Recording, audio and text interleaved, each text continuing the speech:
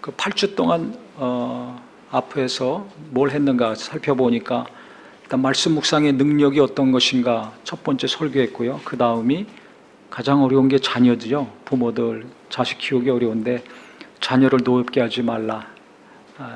가족과의 관계, 사랑하는 사람들 관계에서 어떤 말씀을 묵상해야지 우리가 상처를 주지 않고 잘 살 수 있을까 했습니다. 그 다음이 돈이죠. 그 다음에 앞날에 관련돼서 항상 불안하고 근심이 많기 때문에 그것과 관련돼서 했고요. 그 다음에 사람과의 관계가 어려워졌을 때 또 삶이 힘들어집니다. 그래서 사람과의 관계에서 오늘까지 4번째 설교를 하게 됩니다.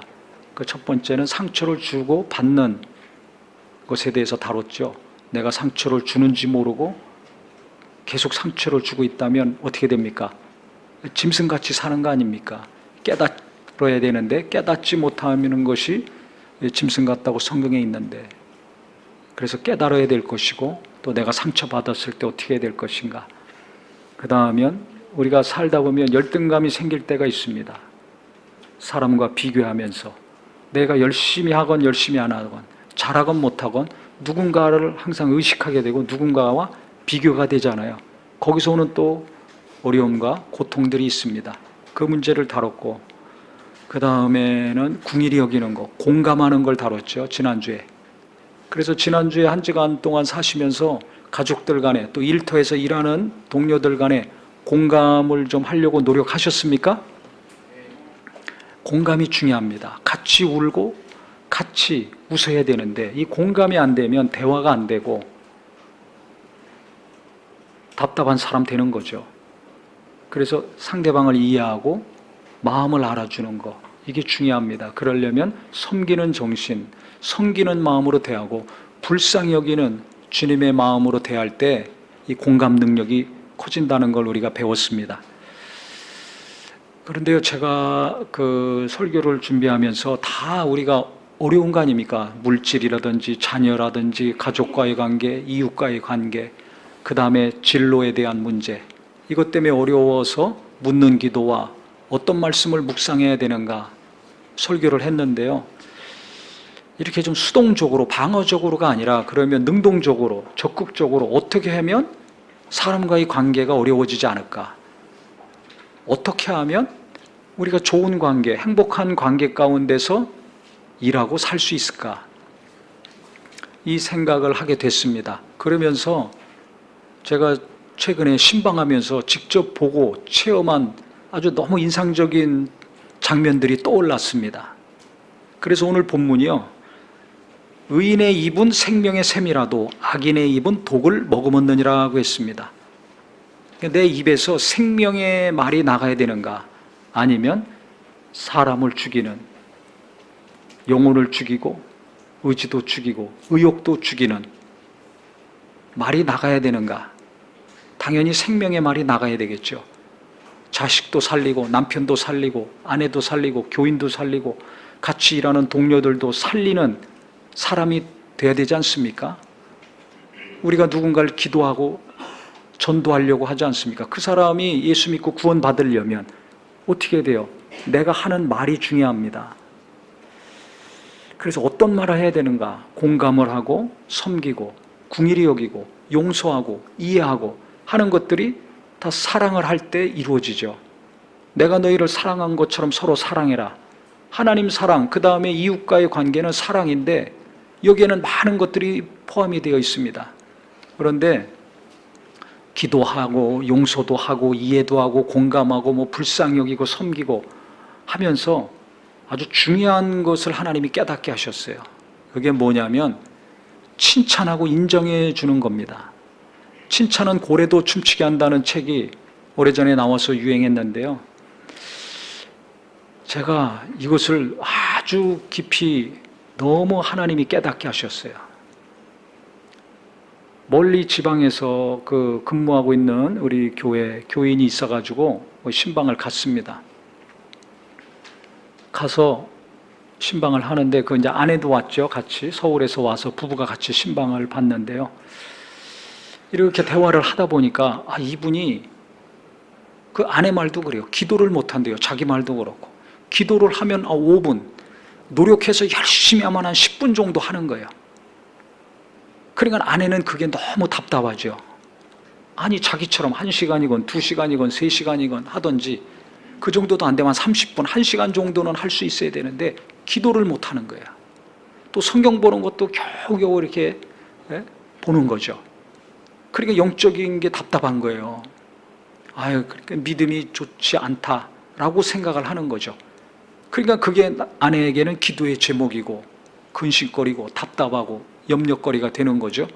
근데 그 남편하고 그 집사람하고 이렇게 대화를 하다 보니까 너무 훌륭한 남편이에요. 너무 훌륭한 공직자예요. 그래서 제가 대화를 하고 이런 말까지 했습니다. 당신은 대통령실로 가야 된다. 이런 사람이 나라 일을 해야지. 이렇게 정직하고 강직하고 아부하지 않고 줄 서지 않고 성실하게 책임감 있게 일하는 사람이 더 승진하고 더 승진하고 그래서 큰 일을 맡아야 된다. 그렇게 격려를 했습니다. 왜냐하면 이게 그냥 뭐 듣기 좋으라고 하는 말이 아니라 실제가 그래요. 계속 승진해야지 되는 것인데 별로 그런 마음이 없어요. 저번에도 간증이 한번 나왔죠. 그리고 윗사람한테 옳은 얘기하고 나라를 위해서 이렇게 해야 된다고 얘기하고 그래서 통과시키고 설득시키고 이렇게 살았더라고요. 그리고 자기는 항상 부족하다 이런 생각이 있어요. 그게 겸손하죠. 성실하고 타협하지 않고 이런 사람이 나라에 큰일 해야 되지 않습니까? 그래서 이 사람은 올라갈 때까지 올라갔으면 좋겠다. 그래서 큰 일을 나라에서 좀 맡았으면 좋겠다. 그런 생각을 했습니다. 그 이전에는 믿음이 좀 부족하고 연약하고 이렇게만 여겼죠. 근데 대화 가운데 그분의 좋은 성품, 장점, 또 직장에서 어떻게 일하는지 그것들을 속속들이 알게 되니까 사람이 달리 보이는 거죠. 그러면서 인정하고 칭찬하는 것을 계속했어요. 너무 훌륭하다. 어떻게 이런 사람이 있는가. 그 얘기를 계속 옆에서 아내가 듣다가 아내도 바뀌는 거예요. 보통 남자들이 자기가 일하는 거 자세히 얘기 안 하지 않습니까? 그리고 대부분의 아내들은 남편들이 기도도 안 해.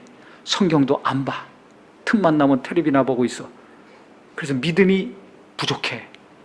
그것 때문에 속상해하고 입만 열면 신앙생활 잘하라는 잔소리를 하죠. 그것도 못할 때마다 콕콕 집어서 잘할 때는 아무 소리 안 해. 왜? 그건 당연한 거야. 못하거나 안 되거나 그러면 그때 꼬집어서 콕 닭이 모이 쪼듯이 그냥 지체하지 않고 이야기합니다. 대부분의 남편들이 그렇게 살고 있어요. 근데 이거 목사님과 사모님이 와서 듣지 못한 인정을 받고 칭찬하고 또 남편이 부족하고 믿음이 약한 사람인지만 알고 답답해하고 기도의 제목이고 대상이었는데 가만히 얘기를 들어보니까 이게 이렇게 좋은 남편이고 훌륭한 일을 하고 있고 훌륭한 정신과 인격의 소유자라는 걸 알게 된 거죠. 그게 결국 어떻게 됐습니까? 시간이 지나서 이제 며칠 있다 전화를 했더니 아내가 너무 은혜 받았다고 하는 거예요. 기도 안 했습니다. 1시간, 2시간씩. 설교도 뭐 안 했습니다. 부흥한 것이 아니에요. 성경 공부 세미나도 안 했습니다. 그런데도 은혜가 넘치고 충만하고 기쁨이 넘쳐요. 왜 그래요? 칭찬과 인정이 있었기 때문에 그렇습니다. 그 남편도 그 다음에 주일날 왔는데 한 달에 한 번씩 오는데 얼굴이 막 환해요. 평소 얼굴이 아니에요. 피곤하고 그냥 찌들려서 왔는데 그날 환해요. 얼굴이 달덩이가 되고 기쁨이 충만하고 은혜가 충만하고 자기 입으로 성령 충만해졌다고 하니 이게 어찌 된 일입니까? 그렇게 맨날 기도해도 그 기쁨이 없었는데 바로 이거예요. 그 집을 신방 가기 전에 또 다른 집을 갔어요. 거기 멀리 있는 분인데 거기는 우리 교인의 이제 부모님이 거기 사세요. 그래서 이제 그 집 장례 치러달라 그래서 치를 때 만났기 때문에 그 동네 근처라 거기 또 갔습니다. 갔더니 이분 연세가 많으신데 허리가 아파요. 그래서 앉아서 대화하는데 10분, 5분, 아니 10분이 뭐예요? 5분 이상 앉아 있을 수가 없어요. 허리가 아파가지고. 그런데 이분이요, 믿음도 시원찮아요. 근데 믿음이 시원찮아. 그러니까 아내는 남편을 좀 무시하는 게 있죠. 믿음이 시원찮으니까. 믿음, 신앙생활 열심히 안 하면 거의 아내들한테 인정 못 받는 거 아시잖아요. 그런데 이분이 잘하는 게 있어요. 뭘 잘하냐? 운동을 그렇게 잘하시더라고요. 그러니까 허리는 아프지만 계속 걷는 걸 하시는 거예요. 운동장 다 트랙이 깔려 있어서 푹신푹신하니까 허리에 충격이 안 가서 자기가 계속 걷고, 또 이거 팔굽혀펴기 푸시업을 20번씩 5번 5회 하는 거예요. 이건 100개씩 하는 거예요, 날마다. 야, 허리가 아픈데 그래도 꾸준히 운동을 해. 너무 감동이잖아요. 인상적이고. 나이도 많으신데. 그래서 그걸 또 그렇게 칭찬해 줬어요. 어떻게 이렇게 운동하시냐고, 정말 대단하시다고 계속 칭찬해 줬더니 이분이 갑자기 벌떡 일어나서 그 자리에서 제 앞에서 막 팔굽혀펴기 이렇게 합니다. 하루고 또 벌떡 일어나시더라고. 그리고 앉아서 또 얘기하다 허리 아파 또 일어났다가. 그래서 제가 아주 그냥 1시간 넘게 아주 너무 웃다가 왔어요. 너무 웃다가 왔어. 가까이 수도권에 사셨으면 당장 아마 우리 교회 등록하고 다녔을 거예요. 그렇게 그냥 우습겠어요. 왜? 어디서 그렇게 기쁨이 나오고, 허리는 아파서 5분 못 앉아 있는데 어디서 그렇게 은혜가 넘칩니까? 칭찬해주고 인정해줬을 때 깨닫기를 주의 이름으로 축원합니다. 이게 중요하다는 걸 알았어요. 기도? 끝날 때 잠깐 기도해 드렸어요. 예배 간단히 끝났습니다. 근데 대화 가운데 이분의 장점이 뭔가, 못하는 것도 있어요. 단점도 있어요. 부족한 것도 있어요. 하지만 잘하는 게 있어요. 훌륭한 게 있어요.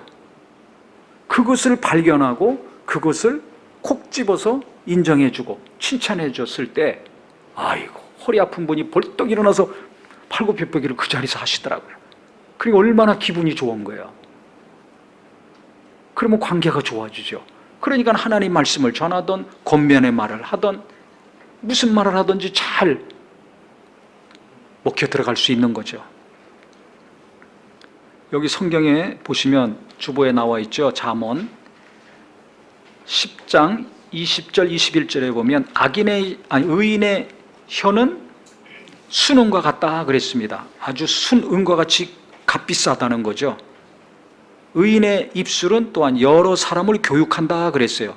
우리가 누군가를 전도하거나 가르치거나 자녀들을 또 교육하거나 훈계하거나 해야 되는데, 이것이 그대로 먹혀 들어가야 될 거 아닙니까?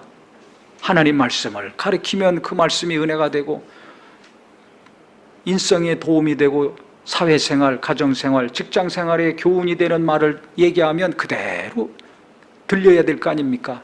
근데 집에서 부모의 말이 먹혀 들어갑니까? 아니면 튕겨져 나옵니까? 듣기 싫어서 방으로 들어가서 문 닫습니까? 잘 생각해 보세요. 왜 맞는 말, 옳은 말, 성경에 있는 말인데 거부 반응이 일어나는가? 마음을 상하게 해놓고 말하기 때문에 그래요. 감정이 실린 상태에서 말하기 때문에 그래요. 그래서 그 다음 보세요. 잠언 10장 31절 32절에 보면 의인의 입은 지혜롭다 그랬습니다. 그 다음에 의인의 입술은 기쁘게 할 것을 알거늘 그랬습니다. 바로 이게 핵심입니다. 기쁘게 하는 말을 해야 돼요. 그냥 내가 말하면 상대방이 기분 좋은가? 기분이 나빠지는가? 이걸 헤아리면 사람이 지혜로운 사람입니다. 무조건 내가 하고 싶은 말, 나오는 대로 하면 그게 뭐가 돼요? 독이 됩니다. 대부분 집에서 끔찍이 생각하고 사랑하는 대상이 누굽니까? 자기 가족이잖아요. 특히 자녀하지 않습니까? 내 사랑하는 가족들, 자식들에게 말할 때 어떻게 말합니까? 기분 좋게 하는 말은 별로 없어요. 마음을 상하게 하고 분노가 일어나는 것을 주로 하죠. 그렇게 계속하면 어떻게 되는 줄 아세요? 더 심하면 막 야단치고 성내고 화내는 말 주로 하죠. 그러면 아이들이 자존감이 떨어집니다. 자신감도 떨어집니다. 평생 불안하고 근심하고 염려하고 벌벌벌 떨면서 살게 됩니다. 이런 건 모르고 부모들이 공부만 잘 시키려고 하죠. 학원 가라, 이거 해야 된다, 저거 해야 된다. 그러려면 어떻게 돈을 많이 벌어야 되거든요. 그러니까 돈에 매여서 끙끙거리고 공부 잘 시키려고 마음과 생각을 다 뺏기고 그러면서 하는 말은 뭐예요? 죽이는 말만 나오는 거예요. 사랑한다고 하면서 주여 주여 기도는 하면서 내 입에서는 죽이는 말 나오는 거죠. 마음을 상하게 하는 말, 기분 나쁘게 하는 말. 그렇기 때문에 진짜 자식을 잘 키우려면 칭찬하고 격려하는 말 하셔야 됩니다. 마음에 안 들고 속이 터지고 열이 나오는 상태에서 말하면 죽이는 말, 독을 품은 말이 됩니다. 그거는 하나님께 맡기고 기도하는 심령이 되기를 예수 이름으로 축원합니다. 그러니까 가족이건 이웃이건 사업을 하면서 학교 다니면서 직장에서 일하면서 교회에서 신앙생활하면서 누군가의 부족함과 연약함이 보일 때는 어떻게 해야 돼요? 그거는 기도의 제목이에요. 하나님께 맡기고 기도하시고 잘하는 거, 좋은 성품 이런 것들은 인정해주고 칭찬해주세요. 그래야 자식들이 잘 자랍니다. 자존감이 높고 자신감이 있어야 공부를 잘하건 못하건 잘났건 못났건 어디 가든지 누구랑 함께 하든지 일을 잘하고 뭐든지 신앙생활도 잘하고 다 어려움도 스스로 극복해 나갑니다. 근데 자존감과 자존심이 낮으면 뭘 하더라도 이게 제대로 뭐가 진도가 안 나가게 돼 있어요. 그러니까 부모가 자식을 사랑하고 기도는 열심히 하면서 계속 말로 죽이고 계속 살 것인가, 아니면 무언가를 깨닫고 오늘 말씀처럼 내 영혼에서 생명의 말이 나오게 할 것인가. 그 말이 뭐예요? 기분 좋게 하는 말이 뭐예요? 수능 같은 말이 뭐예요? 지혜로운 말이 뭡니까? 칭찬하고 인정해 주는 겁니다. 그렇게 나이 많은 분들도 칭찬하고 인정해 주니까 그렇게 얼굴이 달덩이가 되고 기쁨이 충만하고 은혜를 많이 받았다고 할 정도니 이 젊은 사람들, 어린 학생들은 말할 것도 없습니다. 제가 30년 넘게 아이들 셋 키우고 나니까 이게 더 확실해지는 거예요. 신방을 다니면서 많은 사람들 대하다 보니까 이게 더 분명해지는 거예요. 나이에 관계없습니다. 내가 지금까지 맨날 야단만 치고 내가 잔소리만 했는데 상처만 줬는데 어떡합니까? 괜찮아요. 20살이건 30살이건 40이건 50이건 나이에 관계없이 계속 잘하는 거 있습니다. 조금이라도 잘하는 거 있으면 그거 인정해주고 칭찬해주세요. 계속 해보세요. 그러면 온전하게 되고 건강하게 되고 자신감을 가지고 의욕을 가지고 적극적으로 일하고 사는 자가 됩니다. 저는요 23년 전에 제가 강남 지역 목회할 때인데 신방을 갔어요. 어떤 할머니예요. 연세가 많으신 분이에요. 지금은 연세들이 많은 분들이 많지만 그 당시만 해도 드물었습니다. 그런데 이분 갔더니 얼굴에 수심이 그덕해요. 얼굴에 근심이 가득 찼어요. 뭔 일인지 마음이 너무 무거워. 그래서 예배하죠. 가면 찬송하고 설교 짧게 하고 기도하는데 찬송도 안 나와. 말도 안 나와. 그러니까 얼마나 마음이 괴로운지 그것이 그대로 드러나는 거 아닙니까? 근데 이분이 참 정갈해요. 옷도 잘 곱게 입으시고 목사가 신방 온다니까 이제 뭔가 준비를 하고 하셨는데 마음은 천근만근입니다. 그래서 제가 이렇게 보니까 너무 고우셔요. 젊었을 때 참 예뻤을 것 같아요. 그래서 이제 한마디 그냥 듣기 좋으라고 하는 것이 아니라 진짜 진심으로 그분의 있는 그대로를 인정하고 칭찬해 드렸어요. 자꾸 하나하나씩. 그랬더니 이제 옆에 같이 간 신방한 분들도 그렇다고 맞장구를 치고. 그러니까 시간이 가니까 이분이 어떻게 된 줄 아세요? 그 연세 많으신 할머니인데 갑자기 얼굴이 밝아지기 시작했어요. 그러더니 말을 하기 시작하고 그러더니 이제 조금씩 웃음이 나오기 시작했어요. 그런데 계속 칭찬하고 인정하고 또 대화하면서 또 칭찬해드리고 인정하고 계속 했더니 갑자기 이분이 벌떡 일어나셔서 가시더라고요. 몇 걸음. 그래서 나는 어디 가지러 가시는 줄 알았어요. 근데 그게 아니라 패션쇼 하는 거 보셨죠? 모델들이 옷 입고 쭉 걸어가서 한 바퀴 뺑 돌고 다시 오잖아요. 아니 몇 걸음 걸어가시더니 거기서 치마를 확 돌리면서 한 바퀴 삥 자기가 도시는 거예요. 할렐루야. 아니 수심이 그득 차고 어둠이 가득 차고 인상을 팍 쓰고 있던 할머니가 갑자기 일어나시더니 치마를 확 돌리면서 한 바퀴 뺑 도시더라고요. 그리고 또 하시려고 그러더라고요. 그래서 제가 말렸습니다. 야, 오늘 설교 준비하면서 그분 생각이 나요. 23년 전이지만 그분 생각이 나더라고요. 어떻게 된 겁니까? 기도를 많이 해서? 말씀을 많이 전하고 가르쳐서? 아닙니다. 부르짖어 금식 기도해서? 아닙니다. 칭찬하고 격려하고 위로해 드렸더니 근심이 떠나가고 기쁨이 차고, 기쁨이 계속 근심 물러간 자리에 칭찬과 인정을 받으니까 기쁨이 더 커져가지고 벌떡 일어나더니 그 자리에서 한 바퀴 삥 치마를 돌리면서 도시더라고요. 과거나 지금이나 앞으로도 마찬가지입니다. 지금 마음이 힘든 사람들이 얼마나 많습니까? 공부하기 힘들고 직장 다니기 힘들고 사업하기 힘들죠. 그런데 못하는 것만 맨날 쪼고 있어요. 집에서 부부간에 부모 자식간에 직장에서 못하는 거 맨날 생각하면서 야단치고 상처를 주고 분노하고 있습니까? 우리 교인들은 오늘부터 이것이 딱 끊어지기를 예수 이름으로 축원합니다. 왜? 그게 아무리 맞는 얘기라 할지라도 그거 독이거든요. 잘 아시잖아요. 그래서 자식이 잘 됩니까? 말 듣습니까? 더 안 듣잖아요. 그런다고 남편이 열심히 기도하고 신앙생활 합니까? 하다가도 승질나서 안 합니다. 그러니까 못하는 거, 안 되는 거는 하나님이 도와주셔야 돼요. 하나님이 도와주셔야 돼요.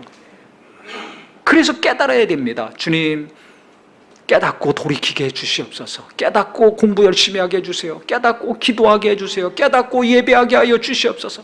깨닫고 돌아오게 하여 주시옵소서. 그건 기도 제목입니다. 그래서 계속 기도하시고, 기도 가운데 잘하는 거 있잖아요.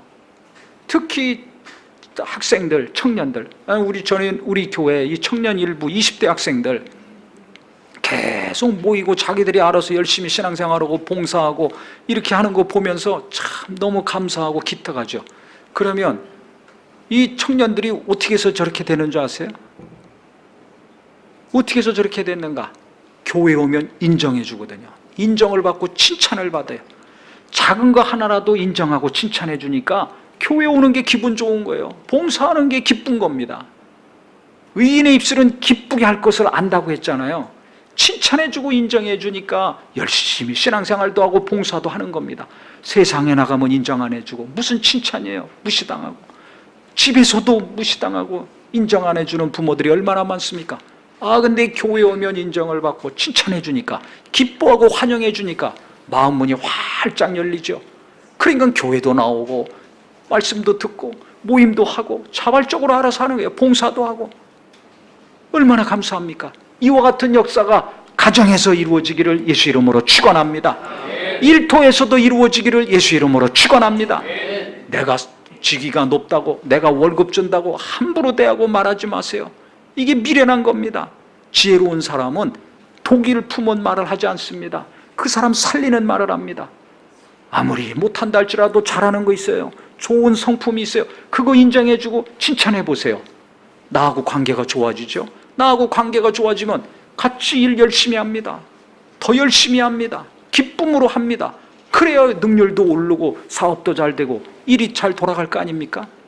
근데 못하는 것만 지적하고 야단치고 훈계하고 큰소리 치면 일 하겠어요? 자기 능력도 다 발휘 못합니다. 그래서 가정에서나 일터에서나 교회에서나 어디서나 마찬가지예요. 서로 사랑하라고 그랬잖아요. 사랑하는 것에는 여러 가지가 있지만 아주 기분 좋아서 관계도 좋아지고 일도 잘 되고 은혜도 넘치고 구원도 받고 하나님께도 가까이 오고 모든 일에 있어서 관계가 좋아서 평안한 삶과 일터가 되려면 칭찬 잘해줘야 되겠더라고요. 제가 항상 말씀드리잖아요. 감정이 격해져서 무언가 말이 나오려고 그러면 어디를 깨물으라고요? 어금니 깨무세요. 어금니 깨무세요. 집에서부터 깨무세요. 일터에서 교회에서도 깨물어야 됩니다. 그 하고 싶은 말 나올 때 그거 하지 말아야 돼요. 그게 안 되면 자기 자신을 위해서 기도하세요. 주님, 내가 이거 내 마음대로 안 됩니다. 나도 모르게 감정이 격해져서 자동적으로 말이 막 나옵니다. 그래서 그 말 때문에 내 가족들이 힘들고 자녀들이 힘듭니다. 주님 도와주세요. 내 능력으로 안 되니까, 내 노력으로 안 되니까 이거 하나님이 도와주세요. 자기 자신의 연약함을 위해서 기도하시기 바랍니다. 그 다음에 말하려면 세 가지만 하세요. 뭐 하라고요? 따라서요. 칭찬, 격려, 인정. 이 세 가지만 하면 자녀들 대박 납니다. 직장에서도 그 세 가지만 해보세요. 인기 최고 좋은 사람 됩니다. 여기저기서 같이 일하고 싶어하고 함께 일할 때 능률이 올라갈 것입니다. 교회에서도 말할 것이 없어요. 특히 아내들, 남편 기 살려줘야 됩니다. 기죽이니까 안 되는 거예요. 자녀들 기 살려줘야 돼요. 잔소리만 하고 야단치고 훈계만 하면 애들 기 죽습니다. 바보 만듭니다. 정신 차려야 됩니다. 어떤 말을 해야 될지 잘 지혜롭게 생각하셔야 됩니다. 그래서 나이가 몇 살이든지 간에 지금부터 아주 기분 나쁘다 그러면 아예 말 안 해야 돼요. 저도 그래요. 지금도 속에서 막 열불이 나서 해야 되는데 그럼 벌써 옆에서 레이저 광선이 오죠. 응? 제 아내가 레이저를 쏴요. 왜? 그 말 했다가는 지금까지 잘했던 거 다 무너지거든요. 다 무너지거든. 또 상처받잖아요. 그럼 관계 어려워지죠. 그러면 온 가족이 피곤하고 괴롭지 않습니까? 그러니까 강력한 또 레이저가 오는 거예요. 어금니를 또 깨물어야 돼요. 입을 다물어야 돼요. 그럼 시간 지나면 잘 참았다. 그 말 안 하길 잘했다. 하고서 그건 기도해야 되는 거예요. 잔소리한다고 야단친다고 바뀝니까? 안 되는 거 아시잖아요. 그러니까 기도해야 돼요. 그 때가 차면 하나님이 만져주셔서 변화시켜 주시죠. 나도 주님께서 뭐라고 안 하시고 계속 기도해주고 계시잖아요. 맞습니까? 틀립니까? 수십 년 죽을 때까지 참고 기다리시면서 어제나 오늘이나 동일하게 내일도 기도해주고 계신데 우리는 그거 보자마자 뭔가 그냥 독을 내뿜지 않습니까? 사랑한다고 하면서 죽이지 않습니까? 그러니까 이게 얼마나 미련한 겁니까? 그래서 우리가 가면 갈수록 지혜로운 부모요, 지혜로운 직장인이요, 지혜로운 교인이 되기를 바랍니다. 그래서 우리 성도님들, 저도 그렇고요, 누군가를 안 믿는 가족이나 이웃들은 또 구원해야 되는데 어떻게 구원해야 되니까 주여 예수 믿게 해주세요, 교회 나오게 해주세요, 믿음 갖게 해주세요, 거듭나게 해주세요 하는 것과 동시에 혹시 내가 독을 품은 말은 하고 있지 않는가. 그래서 기도 많이 하시는 것과 동시에 잘하는 거 있으니까 그거 인정해주고 칭찬해주면 그 사람 기분 좋아지고 마음이 활짝 열려서 내가 가지 말자 그래도 따라서 교회 나오고 예수 믿을 것입니다. 관계가 좋아야 돼요. 기분 좋은 말 할 수 있어야 돼요. 그게 뭐예요? 칭찬과 인정이더라고요. 그래서 요즘 제가 신방하면서 하나님은 가는 곳마다 그것을 보게 하시고 강력하게 깨닫게 하셔가지고 이게 너무나 중요하구나. 너무나 중요하구나. 가정에서부터 이게 잘 돼야 되겠구나. 하나님께서 제게 알려주셨어요. 그래서 우리 성도님들은 어디 가든지 칭찬하고 격려하고 인정하는 말 이거 잘 하셔서 갈수록 인기 떨어지는 자가 아니라 인기가 높아가고 구원의 역사도 이루고 관계가 좋아져서 하는 모든 범사의 일들이 형통한 복이 있으시기를 예수 이름으로 축원합니다. 기도하겠습니다.